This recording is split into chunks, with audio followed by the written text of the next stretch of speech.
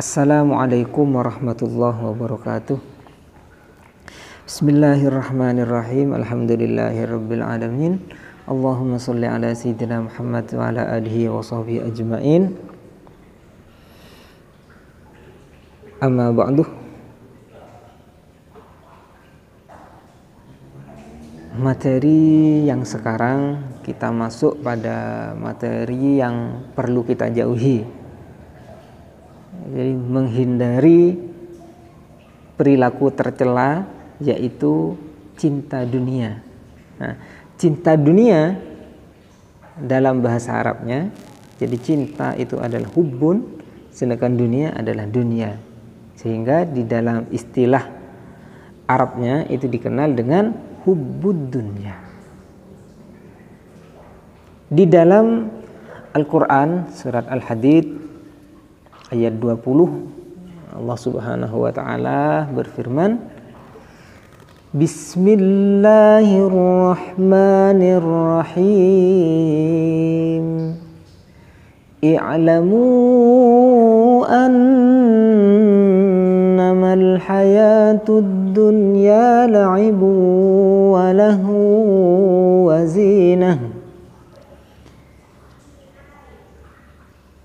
La'ibu wa lahu wa zinatu wa tafakhurun bainakum wa takasurun fil amwali wal aulad. Ketahuilah bahwa sesungguhnya kehidupan dunia hanyalah permainan dan sesuatu yang melalaikan. La'ibun wa lahwun wa tafakhurum bainakum wa zinatun wa tafakhurum bainakum. Juga perhiasan dan bermegah-megahan di antara kamu, dan juga berbangga-banggaan, takasur, berbangga-banggaan dalam hal apa? Fil amwali wal aulad, dalam masalah harta benda dan anak. Hubbud dunya, cinta dunia, itu sering kali terkait dengan masalah harta benda dan anak. Jadi mungkin dulu itu yang sering kali dilomba-lombakan selain harta benda itu mungkin anak. Makanya dulu seorang laki-laki itu boleh menikah dan sangat banyak sekali. Tidak tahu itu batasnya sampai berapa. Karena ya itu mungkin ingin takasur fil amwal wal aulad, banyak-banyakan harta benda dan anak. Hanya dengan adanya Islam, turunnya syariat Islam, maka untuk laki-laki dibatasi hanya 4 saja. Cuman untuk di Indonesia 4 pun ini jadi masalah.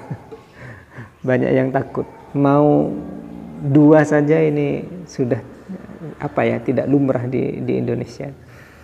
Nah, itu mungkin yang menjadi latar belakang takasur. Jadi bermegah-megahan di dunia ini. Pertama terkait dengan harta benda, yang kedua terkait dengan anak.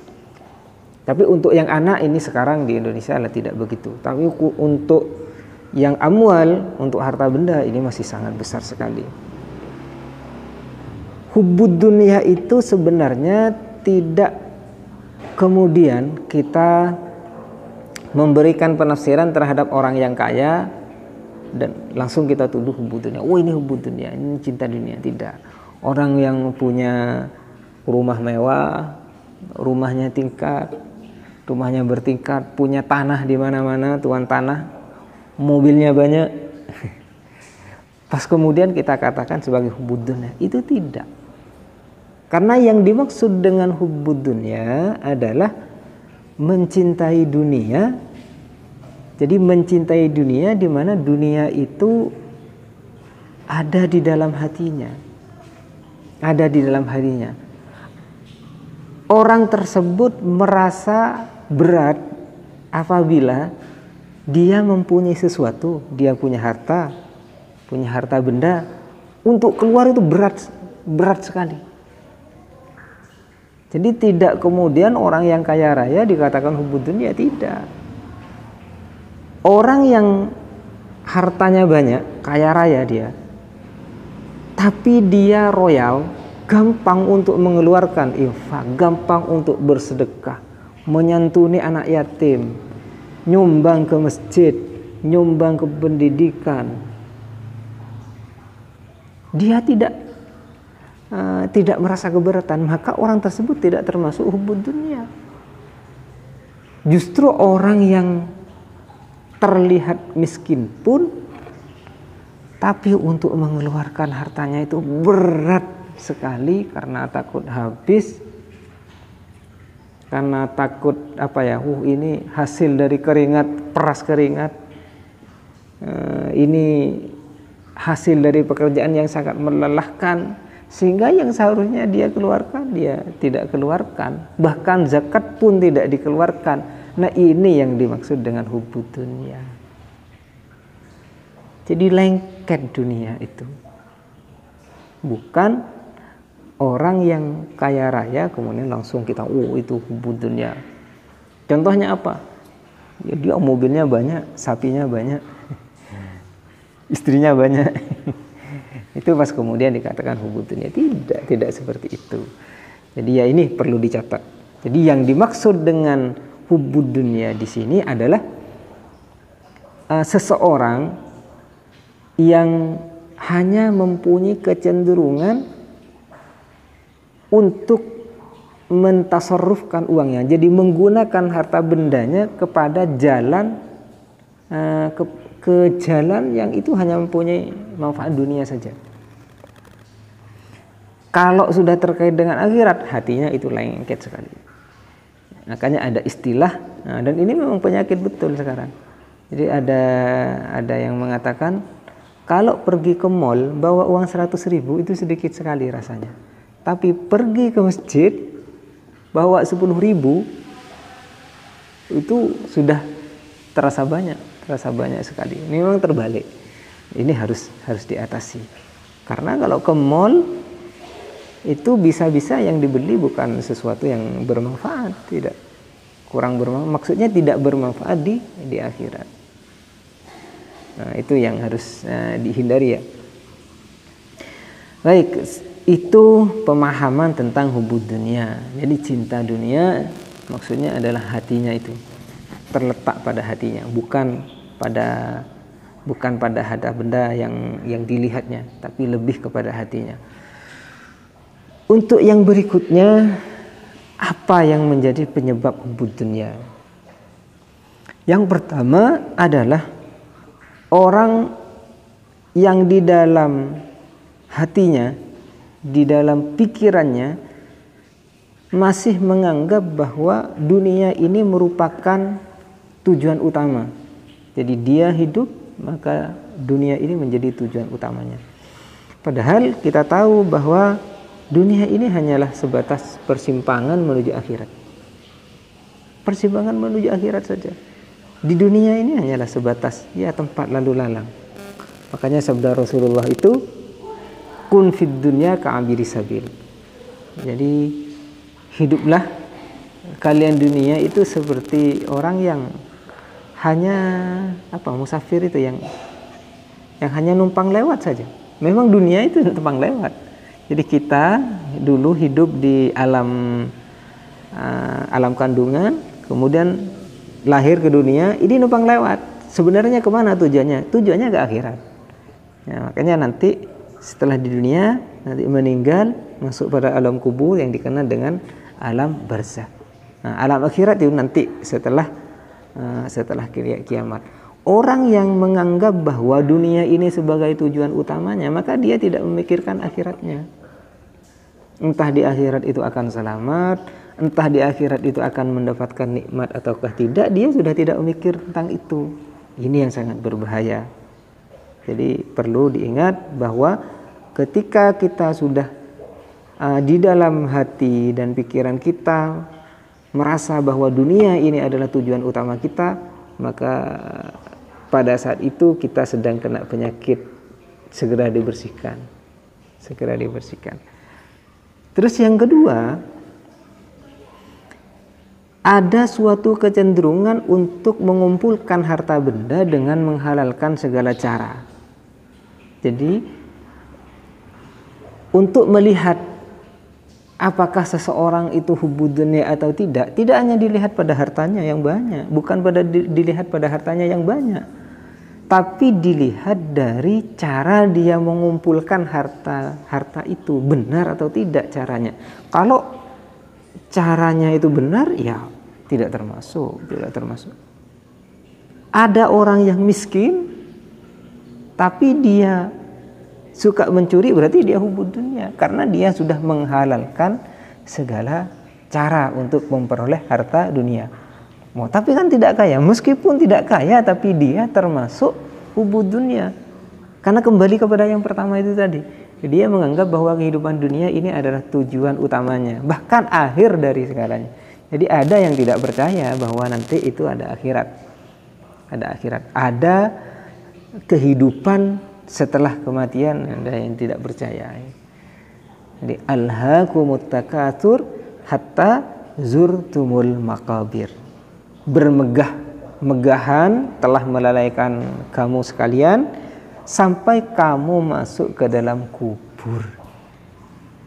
Jadi di sini ada istilahnya orang-orang. Saya sempat baca di tulisan itu. Jadi sibuk mengejar dunia, kok ternyata dunia meninggalkannya. Dunia ditinggalkan. Lagi sibuk-sibuknya ngejar dunia, tapi justru dunia dia tinggalkan. Jadi sibuk bekerja, mencari dunia, mengumpulkan dunia, kok ternyata jatah usianya sudah sampai, akhirnya dia meninggal dan masuk kuburan. Dunianya ya sudah habis. Itu kalau misalkan ahli warisnya bukan orang yang soleh atau solehah, orang baik, bisa-bisa harta dunia yang begitu dicari dengan sekuat tenaga itu menjadi tidak ada manfaatnya. Nauzubillah kalau seperti itu. Yang berikutnya, penyebab hubbud dunya itu adalah kikir. Kikir itu adalah berat sekali untuk melepas. Ini saya dari hasil jerih payah yang sangat melelahkan, memeras keringat, banting tulang, banting setir, gojek maksudnya.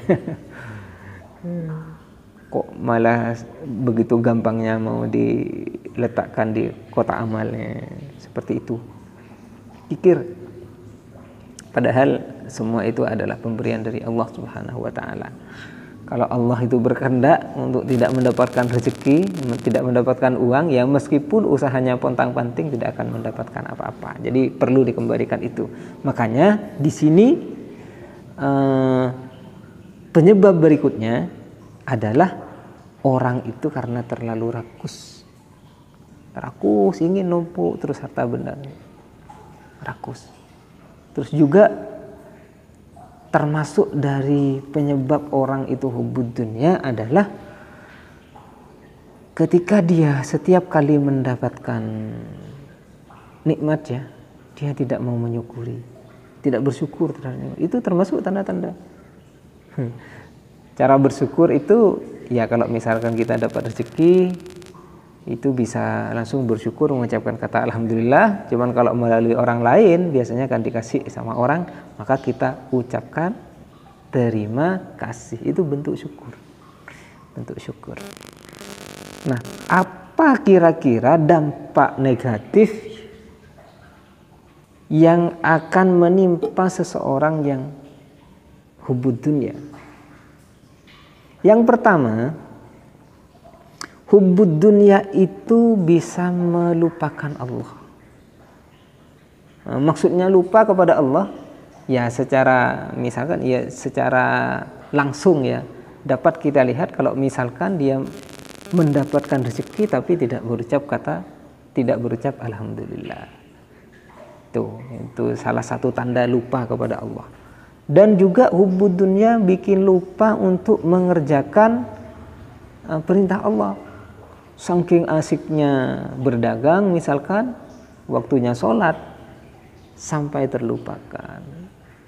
Itu apalagi hanya karena mainan, itu termasuk juga karena lagi asik-asiknya main game online, kemudian waktunya sholat, Allahu Akbar, tidak didengarkan, tidak dihiraukan.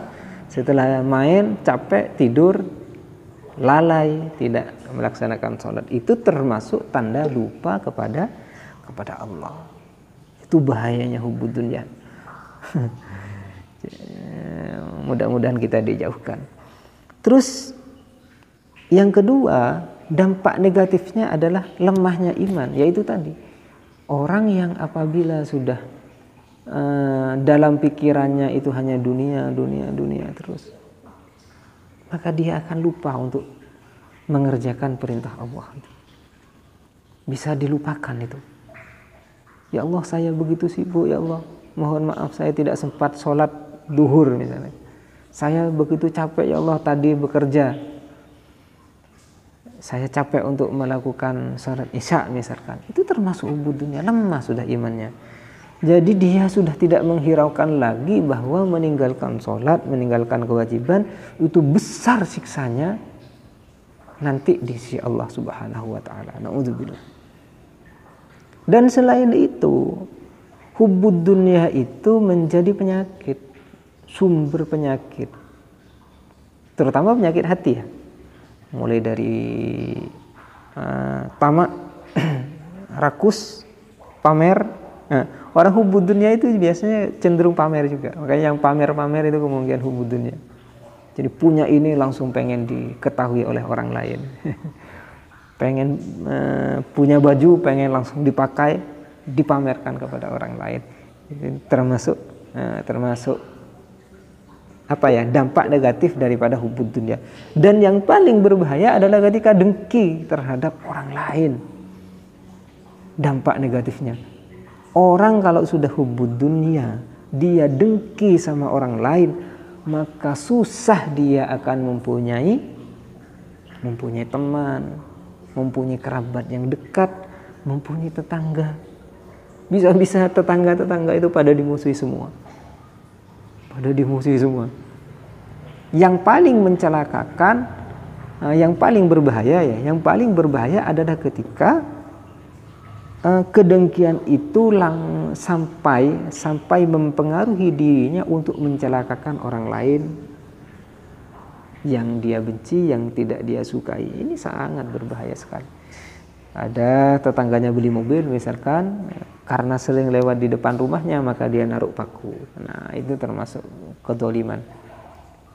Na'udzubillah, mudah-mudahan kita tidak terjangkit penyakit ini ya. Amin. Oleh karena itu maka di sini perlu kita mengupayakan agar supaya bisa terhindar dari hubbud dunya. Nah, yang pertama itu adalah perlu kita ingat bahwa sebenarnya dunia ini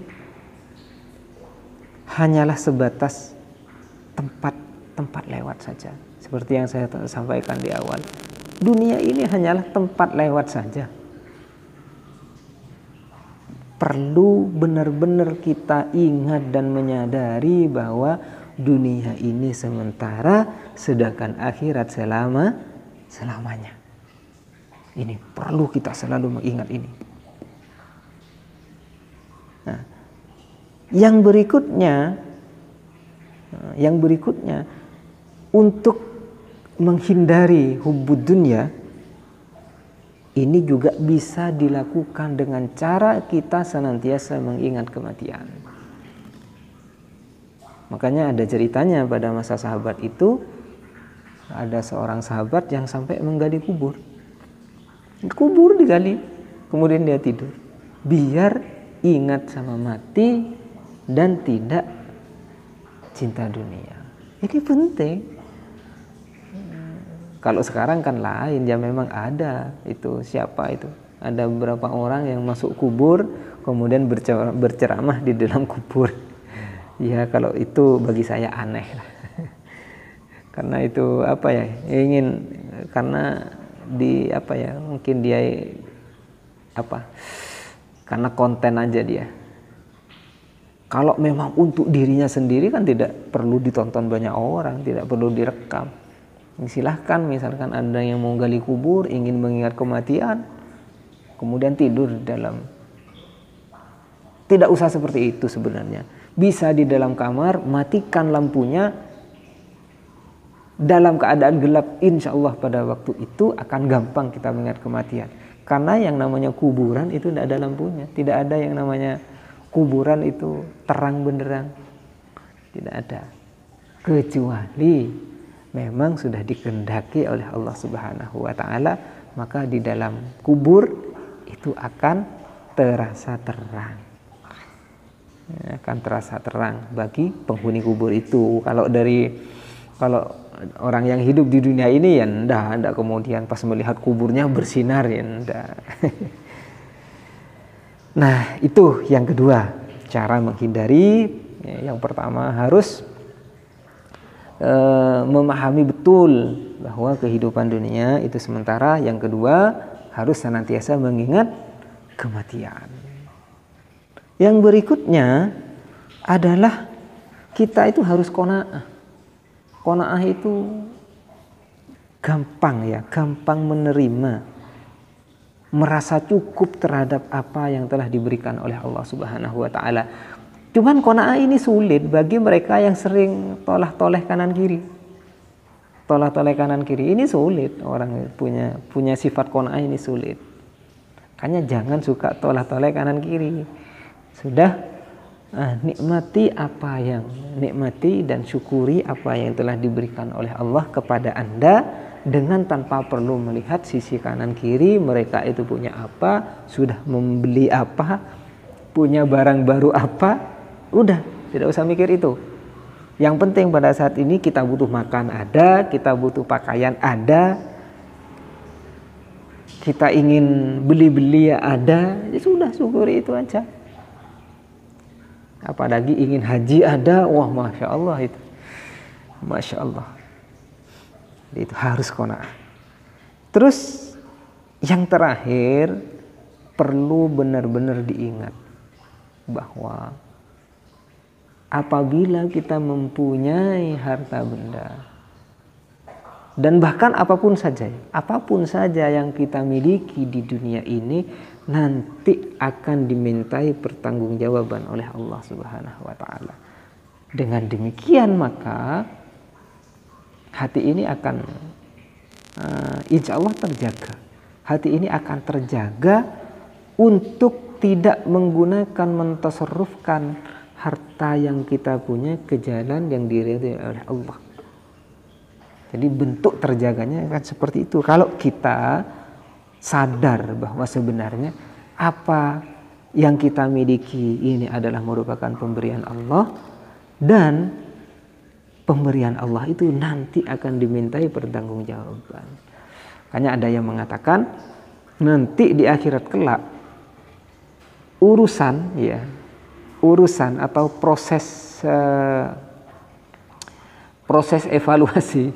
Jadi ujiannya orang yang kaya dengan orang yang melarat, orang yang memang tidak punya harta. Cuman yang tidak punya harta ini yang sama-sama tidak hubud dunia, itu nanti akan lebih panjang daripada urusannya orang-orang yang tidak punya, atau orang-orang yang miskin. Orang-orang yang miskin.